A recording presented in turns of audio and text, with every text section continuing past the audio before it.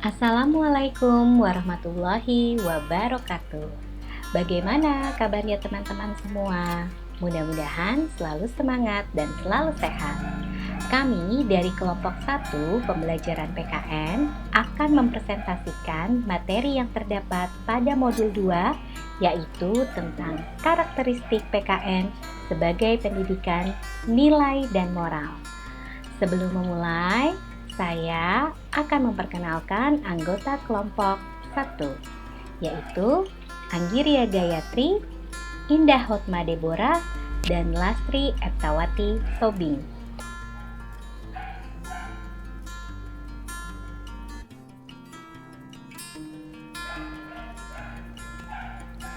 Pada modul ini, kami akan membahas 3 kegiatan belajar. Yang pertama, pendekatan PKN sebagai pendidikan dan moral di SD.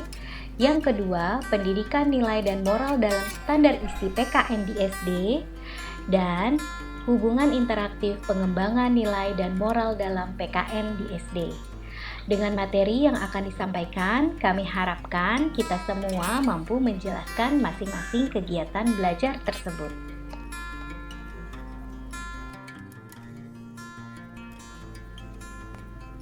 Seperti yang kita ketahui bahwa salah satu pelajaran yang ada di sekolah, khususnya di jenjang SD, adalah mata pelajaran PKN. PKN adalah mata pelajaran yang mempunyai misi pendidikan nilai, yang mencakup misi psikopedagogis dan sosiopedagogis dalam pengembangannya.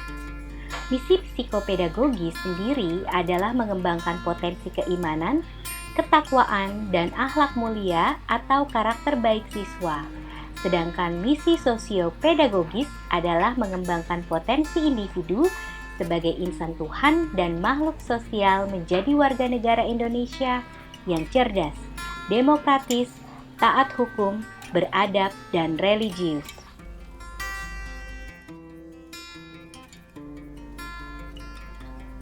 Lalu, bagaimana pendekatan PKN sebagai pendidikan nilai dan moral di SD? Pertama-tama, kita harus paham apa itu nilai dan moral. Jika merunut dalam KBBI, nilai adalah sifat-sifat yang penting atau berguna bagi kemanusiaan, sesuatu yang menyempurnakan manusia sesuai dengan hakikatnya. Sedangkan moral adalah ajaran tentang baik buruk yang diterima umum mengenai perbuatan, sikap, kewajiban, dan sebagainya, termasuk akhlak, budi pekerti, serta susila. Seperti yang disampaikan pada pertemuan pertama, bahwa PKN menuntut pengalaman belajar yang utuh dan nilai harus termuat dalam materi. Menurut Herman, value is neither taught or couched, it is learned. Bahwa substansi nilai tidaklah semata-mata diajarkan dan ditangkap, tetapi sebagai sesuatu yang dicerna, diinternalisasikan, yang dibakukan sebagai bagian kualitas pribadi seseorang melalui proses pembelajaran. Proses pembelajaran ini dasarnya adalah proses pembudayaan. Jika dilihat dalam kehidupan masyarakat, sebenarnya proses pendidikan nilai dan moral ini sudah berlangsung dalam kehidupan sehari-hari. Biasanya disebut dengan tradisi. Ada juga pemanfaatan kebudayaan daerah untuk pembelajaran atau disebut proses indigenasi. Contohnya, legenda Malin Kundang atau Sangkuriang, di mana legenda tersebut memberikan konsep nilai atau moral untuk menghormati orang tua, khususnya ibu. Walaupun demikian, pesatnya perkembangan teknologi komunikasi dan informasi yang terjadi saat ini membuat pendidikan nilai dan moral mengalami tantangan. Unsur tradisi dan budaya mulai terpinggirkan dan terkalahkan. Lalu bagaimana dengan sistem pendidikan yang ada?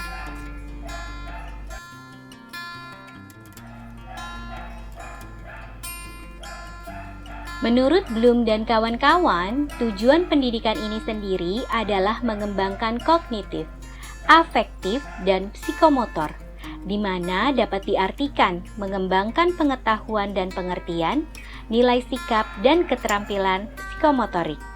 Dapat dikatakan bahwa aspek kecerdasan atau baik itu merupakan suatu keutuhan, di mana konsep kecerdasan saat ini dapat dikelompokkan menjadi 4 kecerdasan. 4 kecerdasan ini terdiri dari kecerdasan spiritual, kecerdasan rasional, kecerdasan sosial, dan kecerdasan emosional. Untuk membangun desain penelitian pendidikan nilai di Indonesia secara adaptif sesuai dengan konteks sosial, kultural, dan sosial religius masyarakat Indonesia, teori pendidikan nilai Barat yang terdiri dari teori Piaget, Kohlberg, dan Likona menjadi referensi untuk membuat desain ini.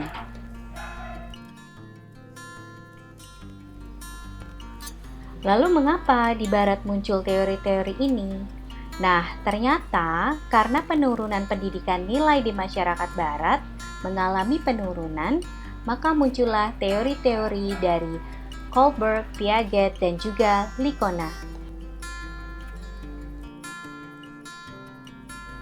Menurut Likona, pendidikan nilai sendiri dibagi menjadi 3, yaitu dimensi wawasan moral, dimensi perasaan moral, dan dimensi perilaku moral, di mana dimensi wawasan moral ini menitik beratkan kepada kesadaran moral serta wawasan nilai moral. Lalu dimensi perasaan moral ini menekankan pada perasaan, nurani, harapan, empati, kebaikan diri, serta kontrol diri. Dan dimensi perilaku moral meliputi kompetensi, kemauan, serta kebiasaan.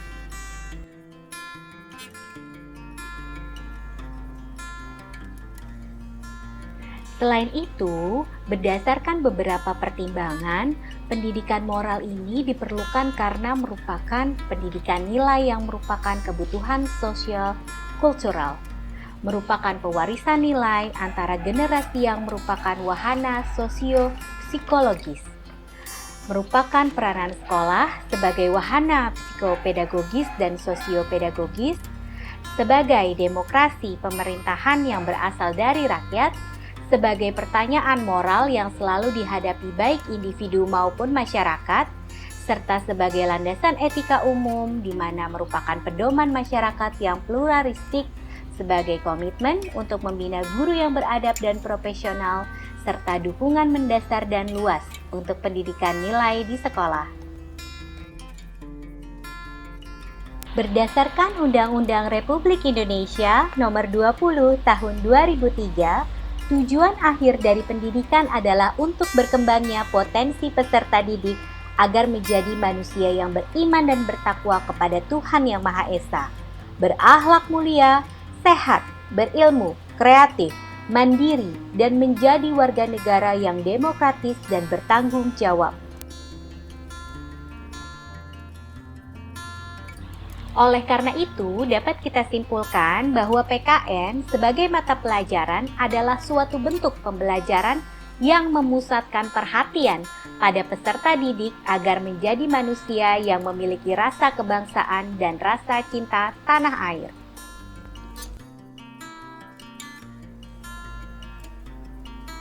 Di Indonesia, pada awalnya pendidikan nilai dan moral ini diintegrasikan terhadap mata pelajaran pengetahuan umum.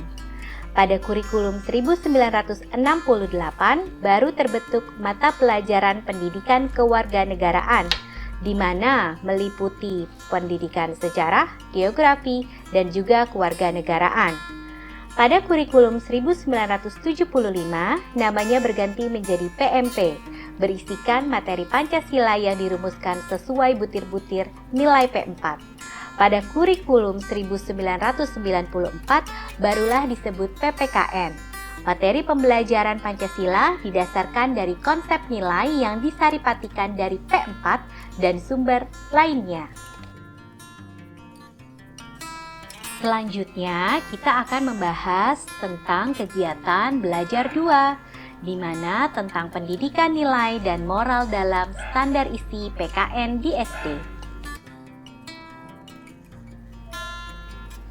Tujuan PKN sendiri ada 4. Yang pertama, berpikir secara kritis, rasional, dan kreatif dalam menanggapi isu kewarganegaraan. Yang kedua, berpartisipasi secara aktif dan bertanggung jawab, dan bertindak secara cerdas dalam kegiatan bermasyarakat, berbangsa, dan bernegara, serta anti korupsi. Yang ketiga, berkembang secara positif dan demokratis untuk membentuk diri berdasarkan karakter masyarakat Indonesia. Dan yang terakhir, berinteraksi dengan bangsa lain dalam percaturan dunia. Ada 8 ruang lingkup pelajaran PKN untuk pendidikan dasar dan menengah. Yang pertama, persatuan dan kesatuan bangsa, di mana hal ini meliputi hidup rukun dalam perbedaan, cinta lingkungan, kebanggaan sebagai bangsa Indonesia, Sumpah Pemuda, keutuhan negara Kesatuan Republik Indonesia, partisipasi dalam pembelaan negara, sikap positif terhadap negara Kesatuan Republik Indonesia, serta keterbukaan dan jaminan keadilan. Lalu, ruang lingkup yang kedua adalah tentang norma, hukum, dan peraturan, meliputi tata tertib dalam kehidupan keluarga, tata tertib di sekolah, norma yang berlaku di masyarakat, peraturan daerah, norma-norma dalam kehidupan berbangsa dan bernegara, serta sistem hukum dan peradilan nasional. Lalu yang ketiga adalah hak asasi manusia, di mana ini meliputi hak dan kewajiban anak, hak dan kewajiban anggota masyarakat, instrumen nasional dan internasional HAM, pemajuan, penghormatan, dan perlindungan HAM. Lalu, ruang lingkup yang keempat adalah kebutuhan warga negara, di mana meliputi hidup gotong royong, harga diri warga masyarakat, kebebasan berorganisasi, kemerdekaan mengeluarkan pendapat, menghargai keputusan bersama, prestasi diri, serta persamaan kedudukan warga negara. Lalu, ruang lingkup yang berikutnya adalah konstitusi negara, meliputi proklamasi kemerdekaan dan konstitusi yang pertama, konstitusi yang pernah digunakan di Indonesia, serta hubungan dasar negara dengan konstitusi. Ruang lingkup yang keenam merupakan kekuasaan dan politik, meliputi pemerintahan desa dan kecamatan, pemerintahan daerah dan otonomi, pemerintahan pusat, demokrasi dan sistem politik, budaya demokrasi menuju masyarakat madani, sistem pemerintahan, serta pers dalam masyarakat demokrasi. Ruang lingkup yang berikutnya adalah Pancasila, meliputi kedudukan Pancasila sebagai dasar negara dan ideologi negara. Lalu, yang terakhir adalah globalisasi, di mana hal ini meliputi globalisasi di lingkungannya, politik luar negeri Indonesia di era globalisasi, dampak globalisasi, hubungan internasional dan organisasi internasional, serta mengevaluasi globalisasi. Menurut Kementerian PPK, tujuan pendidikan itu sendiri adalah untuk mendidik warga negara yang sejati, yang bersedia menyumbangkan tenaga dan pikiran untuk negara dan masyarakat. Jika dilihat dari sifatnya, pendidikan nilai dan moral ini ada 10 sifat. Yang pertama, perasaan bakti kepada Tuhan Yang Maha Esa. Kedua, perasaan cinta kepada alam. Ketiga, perasaan cinta kepada negara. Keempat, perasaan cinta dan hormat kepada ibu dan bapak. Lalu, perasaan cinta kepada bangsa dan kebudayaan. Perasaan berhak dan wajib ikut memajukan negara menurut pembawaan dan kekuatan. Lalu yang ketujuh, keyakinan bahwa orang menjadi bagian tak terpisah dari keluarga dan masyarakat. Yang berikutnya, keyakinan untuk tunduk pada tata tertib. Yang kesembilan, keyakinan manusia mempunyai derajat yang sama. Dan yang terakhir, keyakinan negara memerlukan warga negara yang rajin bekerja, mengetahui kewajiban, dan jujur dalam pikiran dan tindakan. Menurut Depdikbud tahun 1993, tujuan pelajaran PPKN di SD adalah menanamkan sikap dan perilaku dalam kehidupan sehari-hari yang didasarkan kepada nilai-nilai Pancasila, baik sebagai pribadi maupun sebagai anggota masyarakat, dan memberikan bekal kemampuan untuk mengikuti pendidikan di SLTP. Seperti yang sudah disampaikan sebelumnya, bahwa teori-teori dari negara barat diadaptasi untuk mendesain pendidikan nilai dan moral yang ada di Indonesia. Nah, manfaat dari teori pendidikan nilai barat tersebut dapat kita simpulkan sebagai teori yang dapat membantu para pengajar sebagai sumber akademis dalam membangun desain penelitian pendidikan nilai di Indonesia dengan cara mengambil secara adaptif sesuai dengan konteks sosial, cultural, dan sosial religius masyarakat Indonesia. Baiklah, teman-teman Universitas Terbuka, sekarang kita akan membahas kegiatan belajar yang terakhir, yaitu tentang hubungan interaktif pengembangan nilai dan moral dalam PKN SD. Berdasarkan teori-teori yang dikembangkan di dunia barat, mereka mempunyai keyakinan bahwa pendidikan nilai, etika, moral sangat penting sebagai salah satu wahana sosiopedagogis dalam menjamin kelangsungan hidup masyarakat, bangsa, dan negara. Oleh karena itu, mereka mendorong agar dunia persekolahan mengambil peran yang aktif dalam pendidikan nilai, khususnya pendidikan nilai moral. Tujuannya sendiri adalah agar peserta didik menjadi melek etika dan mampu berperilaku baik dalam masyarakat.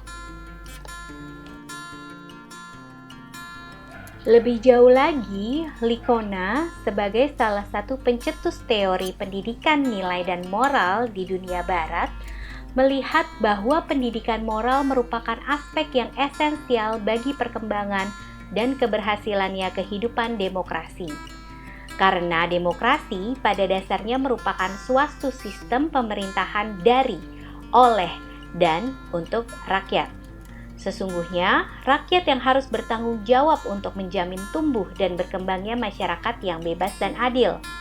Dalam konteks itu, setiap individu warga negara seyogyanya mengerti dan memiliki komitmen terhadap fondasi moral demokrasi, yakni menghormati hak orang lain, mematuhi hukum yang berlaku, partisipasi dalam kehidupan bermasyarakat, dan peduli terhadap perlunya kebaikan umum.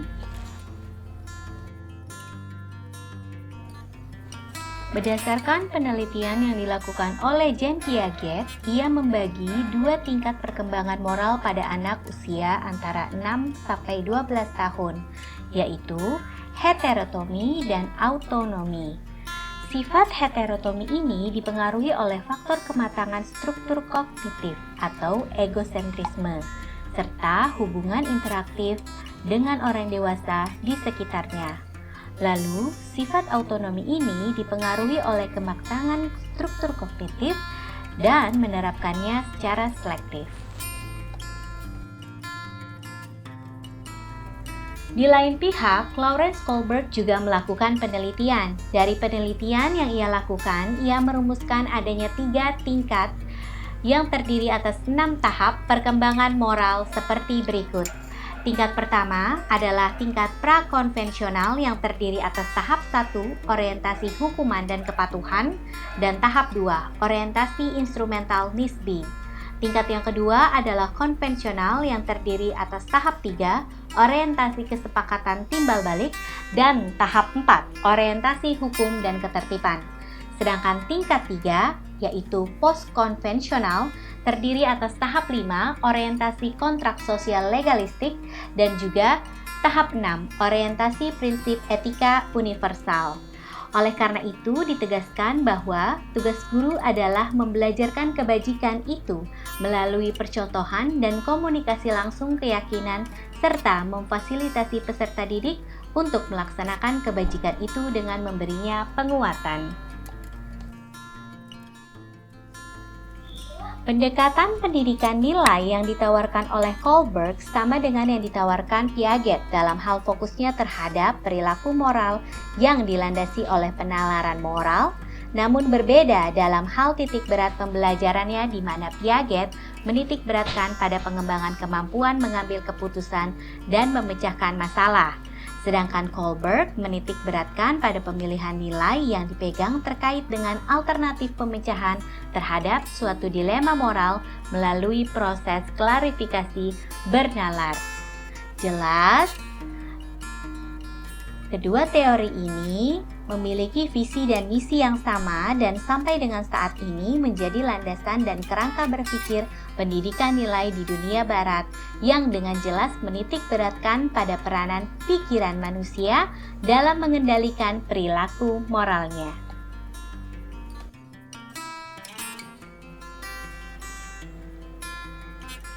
Sekian presentasi yang dapat kami sampaikan. Mohon maaf atas kekurangan, semoga ilmu yang diberikan dapat bermanfaat. Terima kasih, sampai berjumpa kembali. Salam.